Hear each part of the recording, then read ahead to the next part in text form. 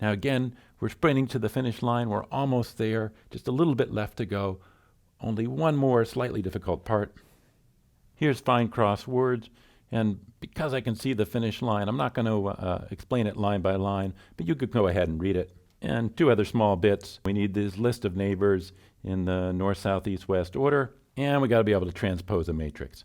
It turns out that one way to transpose a matrix is an old trick, is you map list to the zip of the application of all the rows in the matrix. If that makes your head hurt, don't worry about it. You can play with it a little bit to see why it works, or you could use this expression here, m at ji, for j in the range and for I in the range. Now I'm excited to see it work. I ran it. It did in fact work. Solidified the results by putting them into a test. Examples of finding crosswords, finding neighbors, transpose, that looks like it works. Transpose of a transpose, you get back what you started with. If we set anchors on our sample board, we get back the sample row that we did by hand. If we call horizontal plays, we get back this list. Now, I feel a little bit bad here that I wrote this as a test, and yet I can't really verify that this is exactly the right answer. I haven't gone through every word in the dictionary to figure out if I got this exactly right.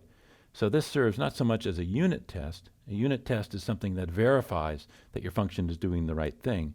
Rather, this serves as a regression test. Regression test means that we're just testing it to see if we broke something. So we want to get the same result this time as we get next time if we make a small change to our program.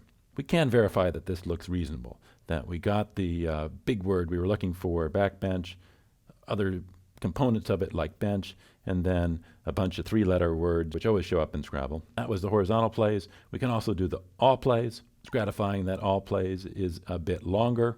It's gratifying that backbench is still there. And when we run it, it passes. Bird by bird, we can check off one more. Now there's only one left, scoring.